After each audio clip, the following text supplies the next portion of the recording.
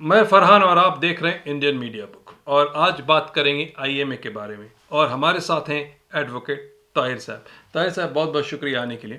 ताहिर भाई, 6 तारीख को कुछ डिसीजन आया है आईएमए के बारे में, थोड़ा डिटेल दीजिए क्या है।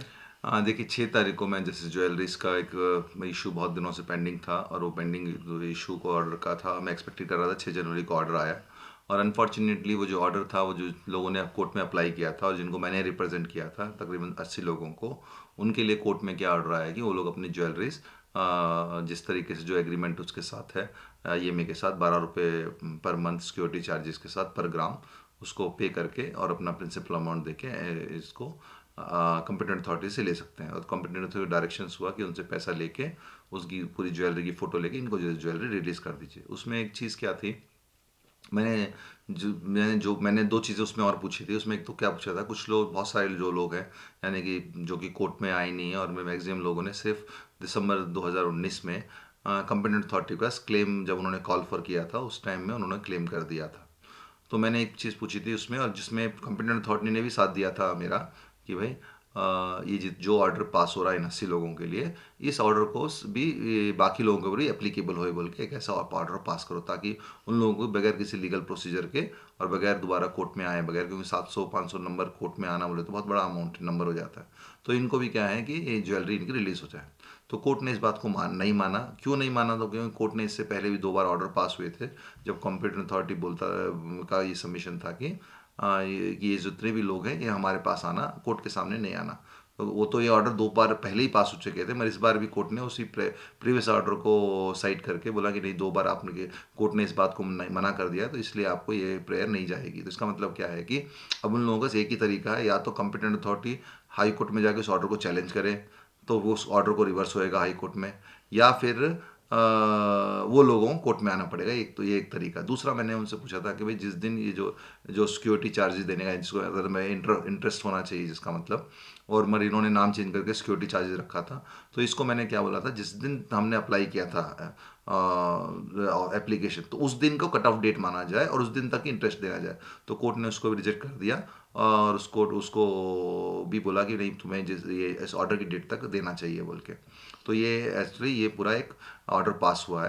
तो ताहिर भाई, एक चीज़ थोड़ा इसकी क्लियरिटी ले लो जी कि आपने अप्लाई किया था तकरीबन 80 लोगों का, जी तो जी जी 80 लोगों का कोर्ट ने ये ऑर्डर दिया है कि आप उनका रिलीज़ करा सकते हैं इंटरेस्ट के साथ। जी जी जो लोग बाकी बहुत सारे, तकरीबन 500 से ज़्यादा लोग थे, जी जी तो तकरीबन 500 से ज़्यादा लोग, जो कॉम्पिटेंट अथॉरिटी ने जो फॉर्म मांगा था उसके ज़रिए जो फॉर्म को सबमिट किया गया था उसको रिजेक्ट किया है। जी जी कोर्ट ने ये कहा है, जो मैं समझ रहा हूँ उसको दोहरा रहा हूँ, हम्म। कि कोर्ट ने ये कहा है उनको भी आपको कोर्ट के थ्रू ही आना पड़ेगा। वो ऑर्डर का माने यही है। ऑर्डर का माने यही है। जी जी तो अब ये बनता है कि जो लोग चाहते हैं कि इसको हासिल करना, इस फैसिलिटी को, जो ऑर्डर पास हुआ है, उसके लिए उनको किसी लॉयर के जरिए जाना पड़ेगा और कोर्ट में उसको अप्लाई करना पड़ेगा, यही है ना। जी जी, बेहतर यही है। जी। तो ये प्रोसेस का अभी पूरा ये होगा। तो ये जी बताइए कि अभी आप फिर से कुछ फ्रेश लोगों का अप्लाई कर रहे हैं। जी, देखिए, मैंने इस ऑर्डर के आने के बाद लोगों को दूसरे ज़रिए से ही बताया था कि भाई ऐसा एक ऑर्डर आएगा, तो बहुत सारे नए लोग मेरे पास आए हैं। जी और मैं कोशिश करूंगा कि इन लोगों को जल्दी जल्दी फाइल करने का, क्योंकि हर एक आदमी को एक ही सवाल होता है, हमारी ज्वेलरी कब होगी, क्योंकि ऑलरेडी वो लोग परेशान बहुत हैं। तो इसमें और जितनी देर ज्वेलरी परेशान रहेगी और ज़्यादा उनको परेशानी होगी। तो मैंने डिसाइड किया है कि वेडनेसडे तक जितने भी लोग मेरे पास आएंगे, उन लोगों को मैं एप्लीकेशन फाइल करके कोर्ट के सामने, या कोई और तरीके से, कुछ हाई कोर्ट के जरिए भी हो सका तो मैं और तरीके से उसको लेकर फाइल में कर दूंगा। कब तक? वेडनेसडे तक। मगर जो दूसरे जो लोग हैं, और वो लोग जो दूसरे जो मेरे पास के अलावा मेरे पास नहीं आए हैं, वो लोग भी किसी भी एडवोकेट के पास जाकर मेरे प्रोसीजर, क्योंकि अब तक जो पहले के सवाल था कि ज्वेलरी छूटेगी नहीं छूटेगी, ये सवाल था वो, अब वो आंसर क्या है, वो सवाल क्या है, ऑलरेडी सेटल हो गया है। तो आप लोग किसी भी एक अच्छे एडवोकेट को पकड़कर, कोई भी आदमी, कोई भी एडवोकेट का, अच्छे एडवोकेट पढ़ के आप लोग अप्रोच कर सकते हैं, और वो अप्रोच करके आप अपनी ज्वेलरी छुड़ा सकते हैं। मगर मेरे पास जितने भी लोग आए हैं, मैं वेट करूंगा नेक्स्ट वेडनेसडे तक। वेडनेसडे के बाद मैं थर्सडे को जितने भी लोग, जैसे भी होगा, उन लोगों को अप्लाई करूंगा, और मैं कोशिश करूंगा जल्दी से जल्दी इसको दिलाने की। मैं एक और आपके चैनल के थ्रू आप एक चीज़ बता देना चाहता हूँ। जैसे कि मैंने बोला था कि एप्लीकेशन की डेट तक इंटरेस्ट देना हो, मगर कोर्ट ने क्या बोला कि नहीं, ये जिस दिन तक ये ऑर्डर हुआ तब तक इंटरेस्ट देना। तो मैंने अपने क्लाइंट्स के लिए क्या कर रहा हूँ, इन जितने क्लाइंट्स, मेरे 80 क्लाइंट जो पहले थे, उनके लिए मैं क्या कर रहा हूँ, मैं कोर्ट में इस ऑर्डर को पहले तो हम लोग पैसा दे के पूरा ज्वेलरी रिलीज कर लेंगे। उस रिलीज होने के बाद मैं इस ऑर्डर को चैलेंज करूंगा। उस चैलेंज करके जो इंटरेस्ट पीरियड है उस पीरियड को मैं चैलेंज करूंगा, और जो मैं कोशिश करूंगा कि कोर्ट इसको हाई कोर्ट में कन्विंस कर सकूं कि ये जो एप्लीकेशन का जो डेट है उस डेट को ही माना जाए। तो जो हम लोग एडिशनल इंटरेस्ट पे करेंगे, जो कि हम लोग पे कर चुके होंगे ज्वेलरी लेने से पहले के वक्त में, उस पूरे इंटरेस्ट को जो भी अमाउंट है मैं क्लेम कर लूंगा उससे, और वो क्लेम इंशाल्लाह बगैर किसी प्रोसीजर के मिल जाएगा। और हाई कोर्ट ने हमारे पिटीशन एक्सेप्ट कर लिया तो वो मिल जाएगा। साथ ही साथ जो नए लोगों को मैं फाइल करने वाला हूँ अपनी तरफ से, उन लोगों के लिए मैं करूँ, क्योंकि मुझे मालूम है कि उन सब लोगों ने दिसंबर 2019 में कॉम्पिटेंट अथॉरिटी को अप्लाई कर दिया है। तो मैं क्या कोशिश करूंगा, उन बाकी जो लोगों को, जो कि जिनको मैं नया फ्रेश फाइल करने वाला हूं, या जिन लोगों ने 80 में नहीं थे, उन सारे लोगों के, मैं उनके लिए भी क्या कोशिश करूंगा कि हाई कोर्ट में एक ऐसा ऑर्डर लाऊं कि उनको उनका भी इंटरेस्ट जो सिर्फ और सिर्फ दिसंबर 2019 तक ही हो, उस तक ना हो। मगर ये सारी चीज़ें जो लोग वेट करना चाहते हैं वो वेट कर सकते हैं, और जो लोग पैसा पे करके, पहले पूरा पैसा पे कर दीजिए, अपनी ज्वेलरी ले लीजिए, थोड़ा सेटिस्फाई हो जाइए। उसके बाद जब प्रोसेस जब मैं कामयाब होता हूँ तो आप क्या नाम है पूरा आप ले सकते हैं। और मेरी मेरी जो सजेशन क्या है सारे क्लाइंट्स को, पहले आप लोग जितना भी जैसा भी ऑर्डर हुआ, ऑर्डर को फ़ायदा उठाने के लिए पहले पैसा पे करके अपनी ज्वेलरी वापस ले लीजिए। ठीक है। तो फिर ताहिर उस साहब ये बताइए कि पैसा कब तक पे करने का कोई डेट है? नहीं जी, इसमें क्या है, डेट नहीं है। मैंने हमारे कंपिटेंट अथॉरिटी को बात किया तो उन्होंने एक ऑफिसर को डिप्यूट किया है कि इस पूरे प्रोसीजर को देखने के लिए। तो उन्होंने मुझे, ऑफिसर ने मुझे खुद बोला कि तुम आप लोग आप ही एक तरह लिस्ट बना दो कितना पे करना है सब कुछ करके। तो मैंने वो लिस्ट आज सबमिट कर दी है बना के। अच्छा।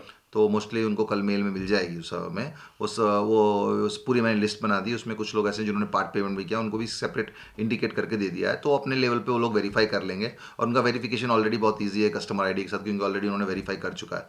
वेरीफाई करके वो मुझे बैंक अकाउंट नंबर देंगे, और बैंक अकाउंट नंबर मैं क्लाइंट्स को पूरा फॉरवर्ड कर दूंगा, और क्लाइंट्स नंबर को क्लाइंट्स जो हैं वो डायरेक्ट उनके बैंक में डाल देंगे। फिर वो रेफरेंस ले जाके मैं कोशिश करूंगा विद इन 7 to 10 डेज के अंदर ये पूरे प्रोसेस खत्म हो जाए, और सबको ज्वेलरी अपनी जल्दी से जल्दी मिले। और 80 लोगों को तो बहुत जल्दी मिल जाएगी 7 to 10 डेज के अंदर इंशाल्लाह। तो ताहिर साहब इसके अलावा जो ये जो ऑर्डर आए हैं कि आईएमए का जो दूसरा केस है उसके बारे में कुछ जानकारी है कि क्या नहीं, प्रोसेस? उसमें क्या है, प्रोसेस क्या है कि देखिए को बहुत सी नई चीज़ें हैं, बहुत सारी चीज़ें मैं बार बार बोलता रहता हूँ। इसमें एक थोड़ी डिफिकल्टी क्या थी कि हाई कोर्ट में जब तक पीआईएल पेंडिंग था तब तक ये क्या था, हाई कोर्ट से एक सुपरवाइजिंग पावर थी। सो हाई कोर्ट हर चीज़ों को देखता था, हर चीज़ों को पूछता था, तो काम बहुत जल्दी होते थे। जी। पर अब क्योंकि हाई कोर्ट में पीआईएल भी नहीं है, और फिर अब जो स्पेशल कोर्ट किस तरीके से काम कर रहा है, अब हर कोर्ट को तो मैं हर केस को जाके मैं देख नहीं सकता हूँ। पर मैंने जितने भी मेरी से बात हुई है कॉम्पिटेंट अथॉरिटी से, और मुझे लगता है जितना ही मैं इसे ऑब्जर्व कर रहा हूँ, कॉम्पिटेंट अथॉरिटी अपना काम कर रहा है। मगर मैंने जैसे बहुत जगह पहले लोगों को सबमिट किए, ये सजेस्ट किया है कि अगर आप लोगों को ऐसा लगता है कि भाई किसी वजह से आपको लेट हो रहा है, देखिए हर काम मैं एज ए इंडिविजुअल ताहिर में नहीं कर सकता हूँ, क्योंकि मैं मेरी बहुत सारी और अदर एंगेजमेंट भी, और मेरे कमिटमेंट भी बहुत ज़्यादा है दूसरी चीज़ों में। तो मैं हर वक्त 100% मैं इसमें नहीं कर पाता हूँ। जो मैंने जिम्मेदारी ली है आईएमए को, और मैंने एक जिम्मेदारी ली थी इससे पहले भी, जैसे विक्योरियस लाइबिलिटी का केस, वो भी मैं हाई कोर्ट में परस्यू कर रहा हूँ डिफरेंट तरीके से। इंशाल्लाह उसमें जो रिजल्ट आएगा आएगा, मगर उसकी गारंटी नहीं है एज ऑन टुडे। मगर जो मैं कोशिश करना है इंशाल्लाह मैं करना है। मैंने सब लोगों को सजेस्ट किया कि आप अपनी तरफ से क्योंकि आप लोगों ने को मालूम होगा कि इन लोगों ने एक एसोसिएशन ही बनाई है, उस एसोसिएशन वालों को मैं बार बार सजेस्ट कर रहा हूँ कि आप अपनी तरफ से एक एडवोकेट को मंथली बेसिस के ऊपर एक हायर कीजिए। और उस एडवोकेट का काम ही क्या रहना चाहिए, पूरी प्रोसेस को सुपरवाइज करना, पूरी प्रोसेस में जहाँ भी उसको ज़रूरत लगे कि उसको हिस्सा लेना, इम्प्लीड होना, और कहीं पर कोई काम रुक रहा है तो उसको स्पीड अप करने के लिए स्पेशल कोर्ट में रिप्रेजेंट करना, नहीं तो हाई कोर्ट में रिप्रेजेंट करना। और ये कोऑर्डिनेशन की तरह अगर एक कोई एडवोकेट करेगा तो मुझे क्या लगता है एक अच्छे तरीके से बहुत जल्दी इन द सेंस एक इस पूरे प्रोसेस में 7 से 8 महीने तो लगेंगे। मगर क्या होगा, एक लीगल पर्सन क्या होगा तुम्हारी तरफ से एक रिप्रेजेंट करने वाला रहेगा, जो कि लीगली क्या क्या कार्रवाई चल रही है उस पर नज़र होगी। ये काम कौन कर सकता है, ये जो वीडियो बनाने वाले जो रहते हैं ना यूट्यूब में, वो बिल्कुल भी ऐसा काम नहीं कर सकते। जो यूट्यूब वो सिर्फ बनाते रहते हैं और एक मैसेज भेजते रहते हैं ऑनलाइन, उनको लोग उससे परेशान होते रहते हैं। आपको एक चाहिए कॉम्पिटेंट आदमी, एक भरोसेमंद आदमी, जो कि आपको एक मिनिमम हदिये में आपके एक जिम्मेदारी से काम कर सके। ठीक है।